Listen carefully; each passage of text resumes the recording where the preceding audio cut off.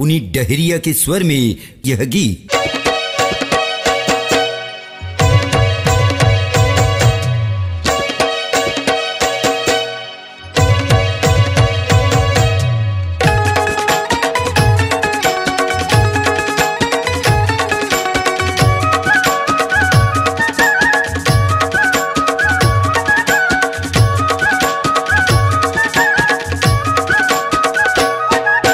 बोले मुराठी जी कैसे मारे ये लाठी गा, बोले मुराठी जी कैसे मारे ये लाठी गा।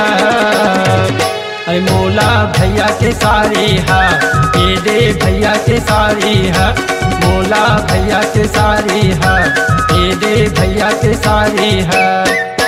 बोले मुराठी जी कैसे मारे ये लाठी गा, बोले मुराठी जी कैसे मारे ये लाठी गा।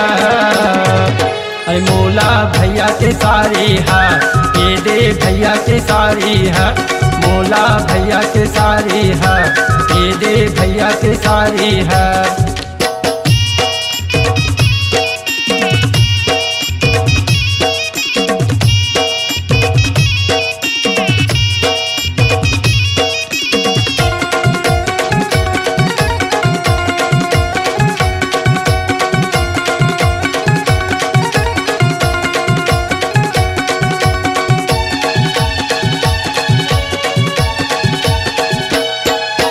पान खाए समझिना गली में घूमे, अपने अपन का नशा में झूमे।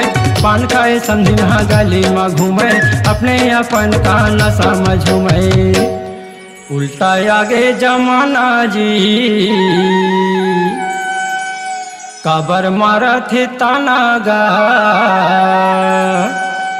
उल्टा आगे जमाना जी काबर मारा थे ताना गा। उल्टा आगे जमाना जी काबर मारा थे ताना गा। अरे मोला भैया के सारी है, ये दे भैया के सारी है, मोला भैया के सारी है, ये दे भैया के सारी है।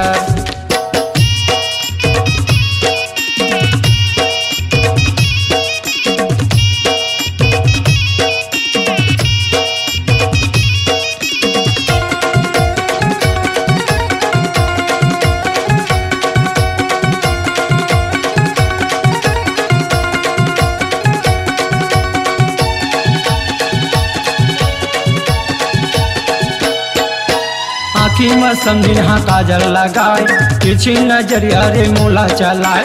आँखी में समझिना काजल लगाए, तिरछी नजरिया रे मोला चलाए। कैसन आगे जमाना जी काबर मारा थे ताना गा।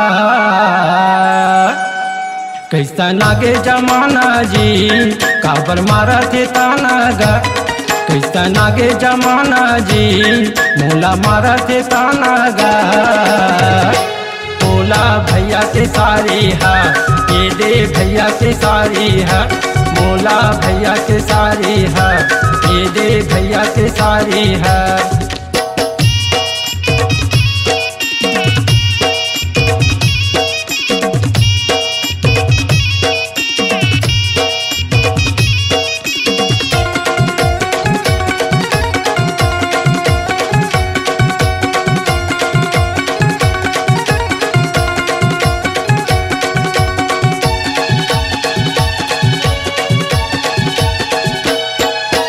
समझिन के रे नामा मनहा मोहागे, कैसे बतावा मोर दिल में समागे।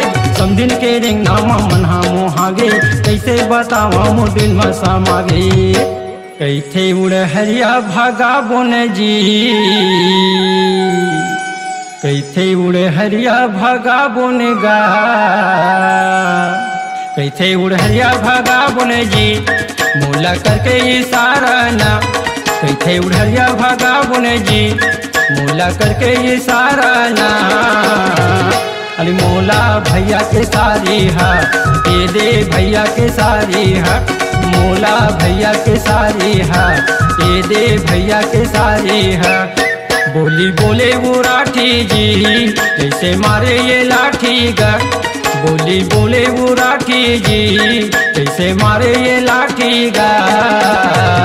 अरे मोला भैया के सारी है ये दे भैया के सारी है, मोला भैया के सारी है ये दे भैया के सारी है, मोला भैया के सारी है ये दे भैया के सारी है, मोला भैया के सारी है ये दे भैया के सारी है। अपनी आवाज को दीजिए एक नया मुकाम। डिजिटल रिकॉर्डिंग की दुनिया का जाना पहचाना नाम स्वरांजलि, जहां गूंजती हैं ध्वनियां अपनी माटी की सौंधी सुगंध के साथ। छत्तीसगढ़ी संगीत के विविध रंग जो पहुंचाते हैं पूरे प्रदेश में डिजिटल रिकॉर्डिंग के संग। स्वरांजलि स्टूडियो, नेमीचंद गली नंबर 2, गंजपारा, रायपुर।